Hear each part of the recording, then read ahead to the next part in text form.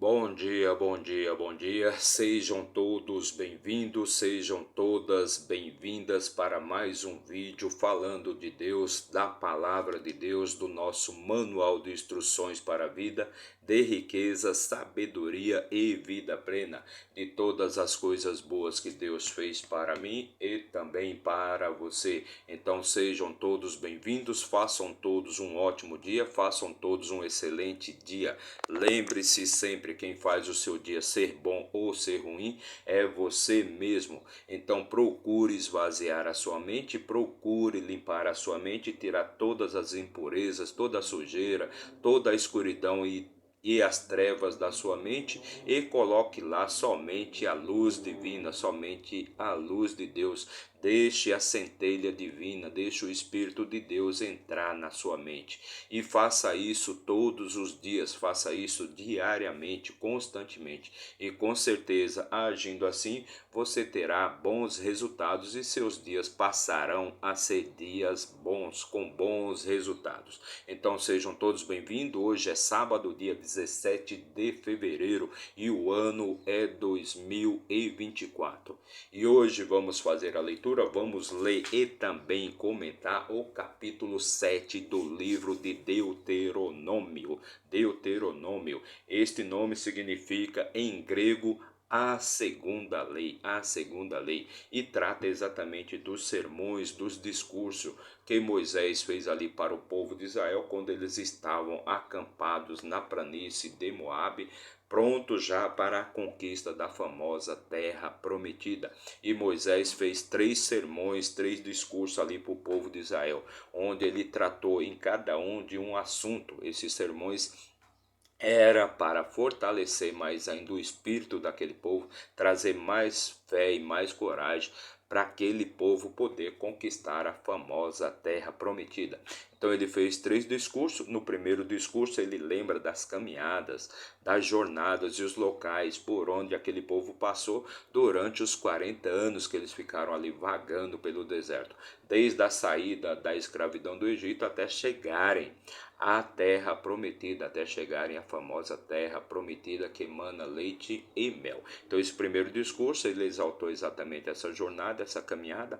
No segundo discurso ele fala das leis de Deus, do quanto é importante, do quanto são importantes as leis que Deus transmitiu ali para aquele povo no Monte Sinai, quando eles acamparam ali no Monte Sinai e ficaram acampados ali por volta de 2 anos, recebendo as orientações e as instruções que Deus mandou ali para Moisés passar, repassar, distribuir para o povo, né? Todas as leis, todos os estatutos, os princípios e os mandamentos de Deus. Então, Moisés destaca no seu segundo discurso a importância das leis que Deus transmitiu ali para aquele povo, porque ali era a época da barbárie, né? Era a época da anarquia total, onde cada um fazia o que bem entendia, o que bem queria. Era um povo maldoso, um povo de muito pecado, de muito adultério. Então o povo fazia o que bem queria, né? Então não existia um princípio, não existia uma base de leis, e o povo de Israel foi o primeiro povo a introduzir uma certa base, um princípio de leis ali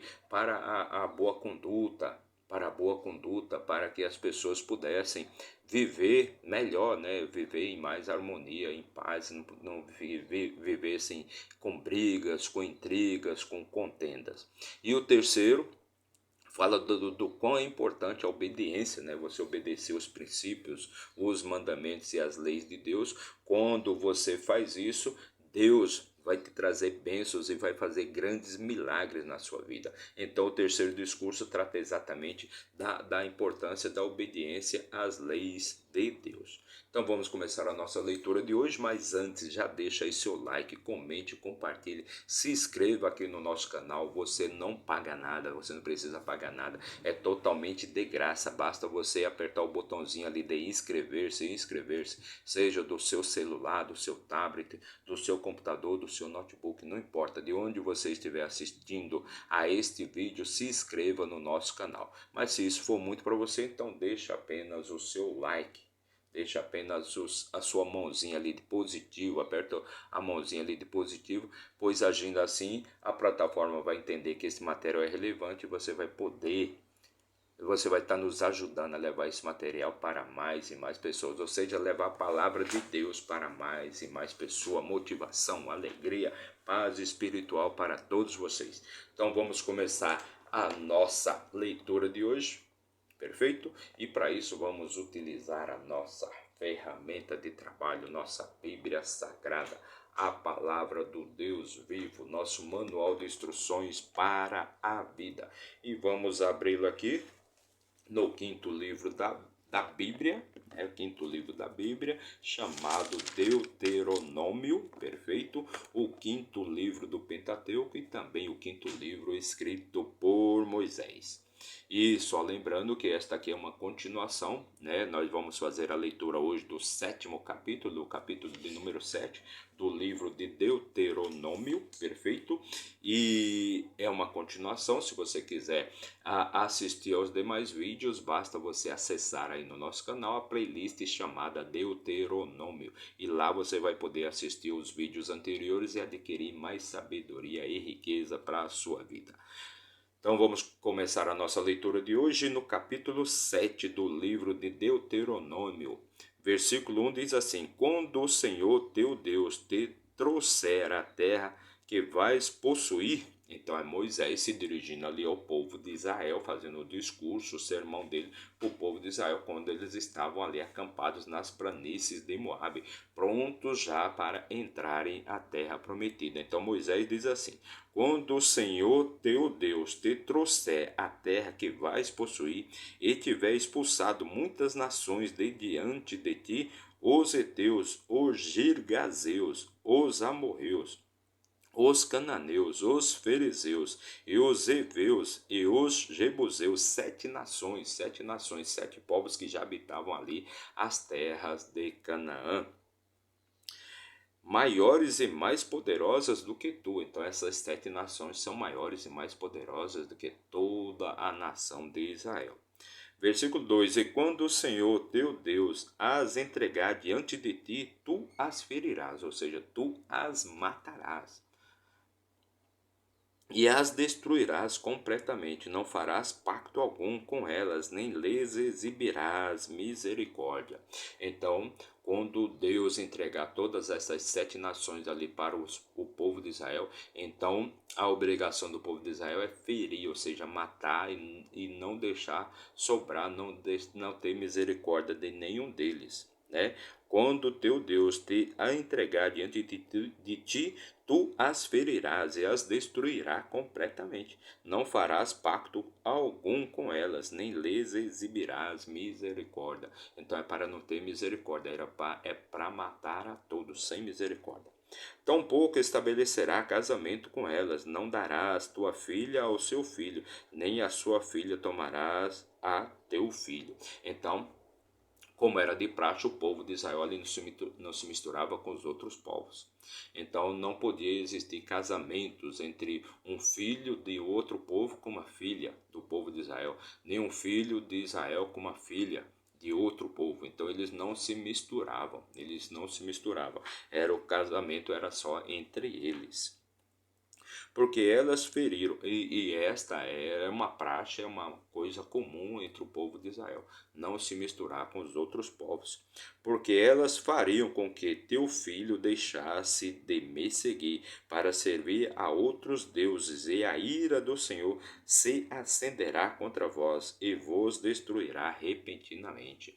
Então, certamente, se aquele povo se mistura com outros povos, eles vão passar a seguir os deuses dos outros povos, porque é uma coisa comum e é uma coisa do ser humano. Ele sempre procura um Deus para adorar, para idolatrar, um Deus para que ele possa ter um pouco de segurança e de proteção, porque o ser humano ele sempre está em busca de proteção divina, proteção de Deus, proteção de deuses. Então, todos os povos, desde a existência da humanidade, desde que o ser humano existe, que ele sempre procurou a segurança, né, em algum Deus, seja lá um Deus de barro, um Deus de madeira, um Deus de ferro, né? As imagens, as esculturas, as estátuas que os povos fazem aí mundo afora para idolatrar e para venerar deuses. Então o ser humano é do ser humano, ele ter essa fé, essa confiança, ele ter sempre buscar essa questão de uma crença que um Deus vai protegê-lo, que vai cuidar dele, que vai salvar ele de todos os perigos, vai colocar ele em seu colo. Perfeito? Em seu colo, vai protegê-lo ali com seu braço forte, com sua mão forte. Então isso é natural do ser humano. Então por que o povo de Israel não podia se misturar com os outros povos? Que certamente eles iriam então ter que adorar os deuses dos outros povos. Como fez, por exemplo, Salomão, né, que adorou todo tipo de Deus, se casou com todo tipo de mulher e aí se misturou com todo tipo de povo e aí teve que adorar todo tipo de Deus. Versículo 5: Mas assim lidareis com elas, destruireis os seus altares e quebrareis as suas imagens, e derrubareis os seus bosques e queimareis a fogos as suas imagens de escultura. Então aqui é Moisés se dirigindo ao povo de Israel, né? Que eles vão ter que destruir todos os altares, todas as esculturas, todas as estátuas dos deuses daqueles outros povos, que cada pessoa tem o seu Deus ali para adorar. Porque és um povo santo para o Senhor teu Deus. O Senhor teu Deus te escolheu como povo especial para si mesmo, acima de todos os povos que há na face da terra. Então, essa sempre foi a vontade de Deus, o Deus de Israel, que a vontade dele era transformar o povo de Deus em um povo santo, um povo puro, um povo purificado, que fosse a representação de Deus aqui na terra, junto a todos os outros povos. Porque és um povo santo, já foi. Versículo 7: O Senhor não derramou o seu amor sobre vós, nem vos escolheu, porque era mais numeroso do que qualquer outro povo, pois vós ereis menos em número do que todos os povos. Então Deus não escolheu o povo de Israel para ser o povo que representaria a vontade de Deus aqui na terra. Porque não escolheu o povo de Israel porque era o povo mais numeroso, era o que tinha mais gente. Perfeito? Deus escolheu porque queria transformar aquele povo em um povo puro, um povo santo. E era um povo errante também, como todos os outros, mas Deus escolheu o povo de Israel. É a vontade de Deus, esta foi a vontade de Deus, vai lá discutir com ele. Mas porque o Senhor vos amou e porque ele desejava cumprir o juramento que havia jurado aos vossos pais, o Senhor te trouxe com mão forte e te resgatou da casa da servidão, da mão de Faraó, rei do Egito.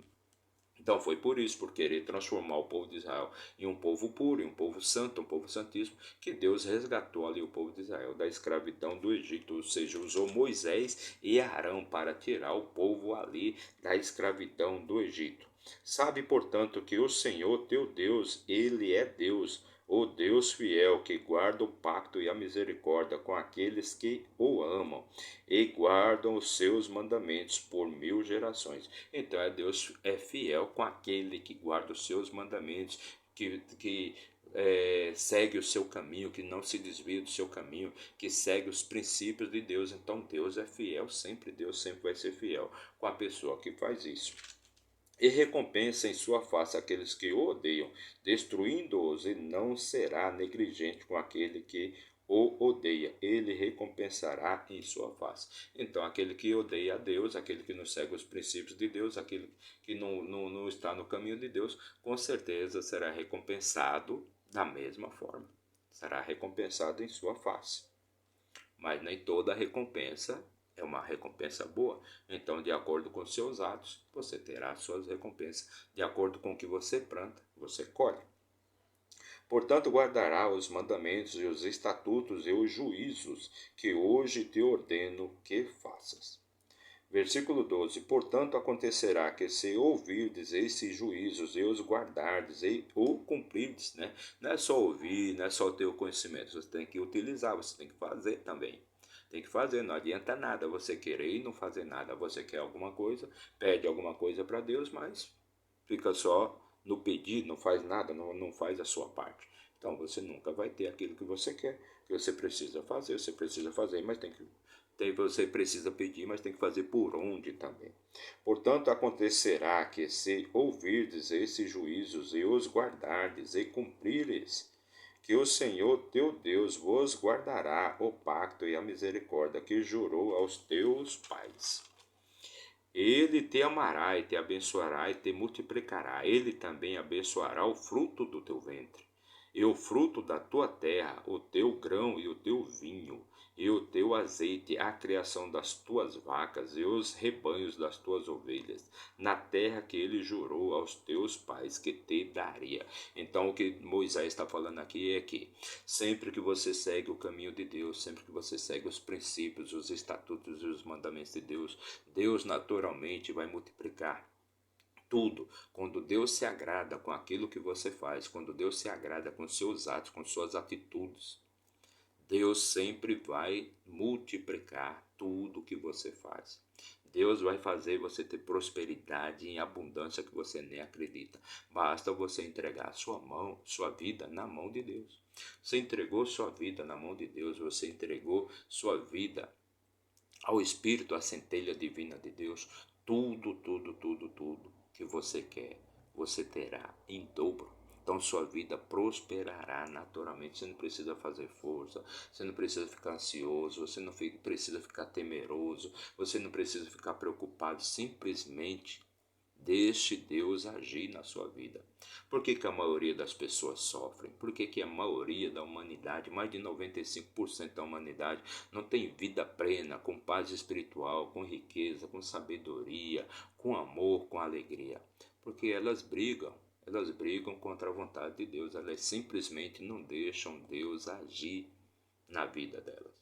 E é por isso que elas vivem de eterno sofrimento, vivem no eterno sofrimento, porque elas não deixam Deus agir na vida delas. E aí elas sofrem.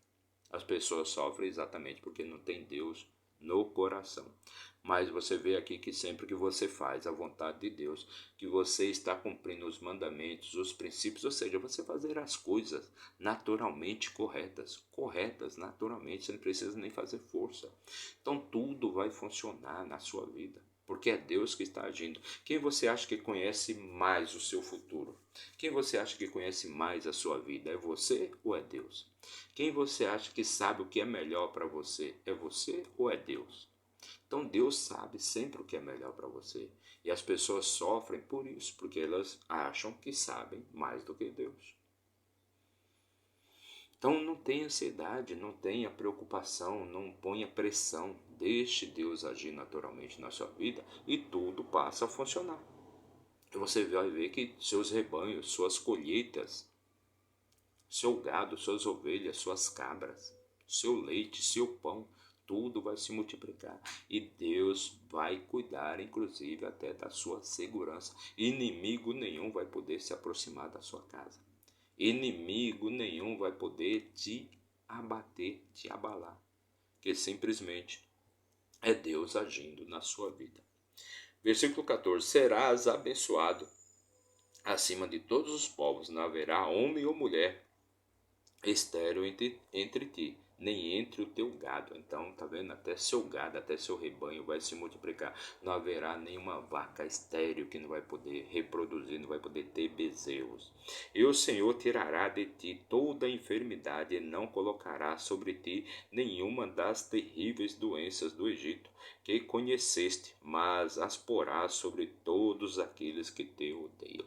Então Deus vai cuidar da sua saúde, vai cuidar da sua prosperidade, vai cuidar da sua paz, vai cuidar da sua segurança. Deus vai agir naturalmente na sua vida e sua vida começa a fluir naturalmente. E tudo, nenhuma doença vai te abalar, nenhuma doença vai te abalar. Essas doenças vão ser colocadas em seus inimigos, nas pessoas que te odeiam.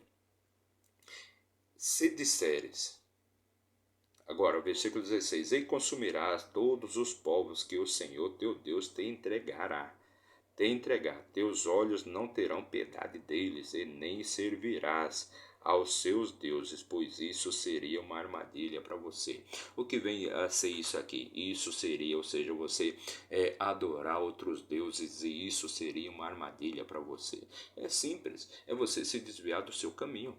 É você estar num caminho, você tem um projeto, você tem um propósito e você tem um caminho para chegar nesse propósito. Mas de repente você fica se desviando, pegando atalhos, fazendo besteiras aí no seu caminho, adorando os outros deuses, como diz aqui, mas nada mais é do que isso, você seguir o seu princípio, o seu propósito, nunca se desviar do seu caminho, fazer aquilo que tem que ser feito de verdade, não se desvie do seu caminho, pois quando você se desvia do seu caminho, você está cavando um buraco para você mesmo, você está fazendo uma armadilha para você mesmo.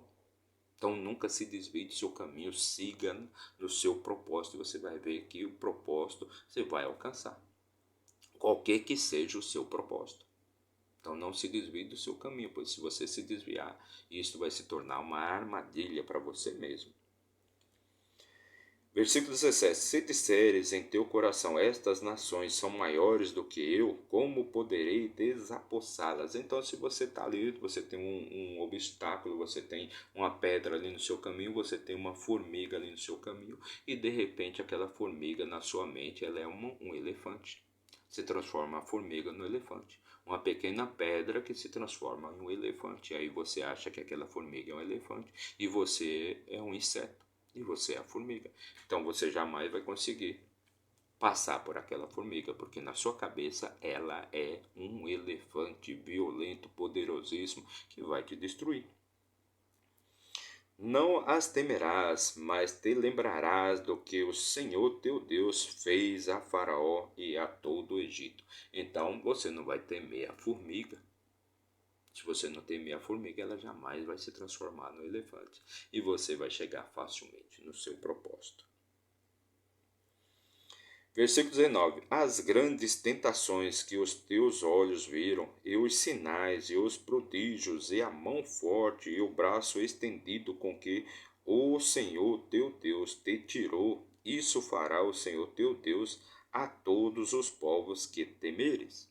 Todos os povos que temeres. Então, as grandes tentações que os teus olhos viram, e os sinais, e os prodígios, e a mão forte, e o braço estendido, com que o Senhor teu Deus te tirou, isso fará o Senhor teu Deus a todos os povos que temeres. Então, Deus vai fazer todas aquelas pragas que ele jogou ali, que ele lançou contra o Egito, contra o faraó do Egito, ele vai fazer com todos os outros povos, que ali no caso o povo de Israel está temendo. Então, quando você tem coragem, quando verdadeiramente você quer um propósito, Deus vai mover montanhas para que você alcance aquele propósito.